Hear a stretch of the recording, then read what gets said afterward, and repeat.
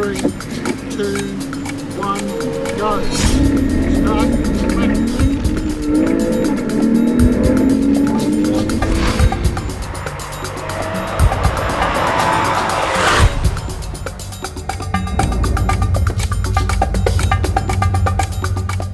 It's a 5-day event.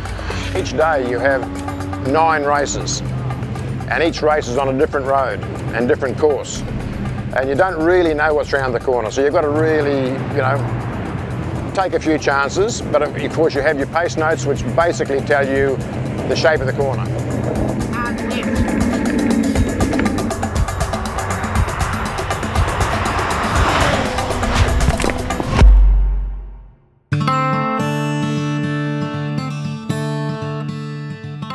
I'm a Porsche Ambassador, which I have been for, well, 20 years. And I've always raced Porsches as well as other cars. And the reason that I've chosen Porsches, obviously, was because they are a very, very over-engineered car. Their brakes are massive, their engine reliability is fantastic, they don't leak oil, they don't do anything wrong, that's the thing. The only thing that goes wrong is probably if the driver doesn't drive them right.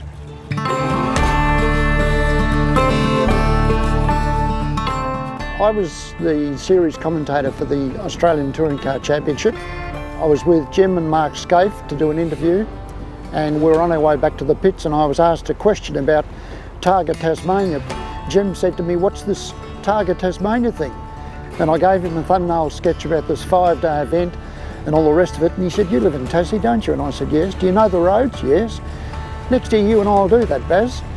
We've done 22 Targa Tassies, and for the last 20 we've been in 911 based Porsches. And inherently, obviously, they have the engine behind the back wheels. And that does give you inherent difficulty in setting the car up properly for very, very bumpy roads. But with the Cayman S, the motor being in front of the back wheels just makes it a more well-balanced car on this kind of road.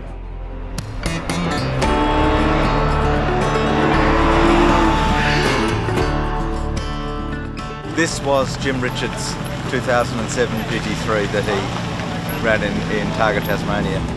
I mean, the car feels like it wants to dance. It's like having a dance partner that knows the moves. You know what I mean? The first 2 stages of today were within seconds of our GT2 RS time, so it just staggered us. The car has 300 horsepower, less than what last year's car had. It's a standard Cayman S. It has a few of the factory options on it, like PDK. That surprised me. I've always been a manual man. But once you drive it, and in a competition sense, you just would not have manual again. The PDK is fantastic. Well, what it does is it changes gear so quickly. There's no putting the clutch in, moving the gear lever, so the motor never ever loses its sense of full throttle. But the other thing it does is as you come into a corner, it'll change down all the gears for you if you leave it in automatic mode. Revs the motor, does everything, so when you get to the corner, you're absolutely in the right gear to go around it. It seemed to me that the corner speed was up, so the calls on a very tight stage are coming up a little bit quicker, so you've got to make an adjustment to make sure that I give Jim the note at the right time. This is the best little car that we've driven in any rally. It is just handled so good. The 911's handled brilliantly, but on a rally style of course, this little car, the Cayman S, is just brilliant.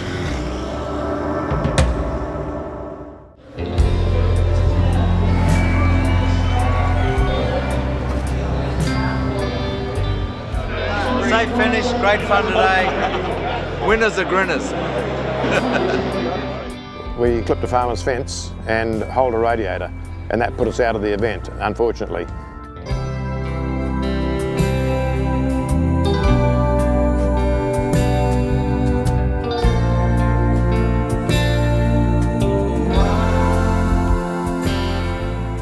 But there's not a lot of damage. It's just more hurt pride than anything.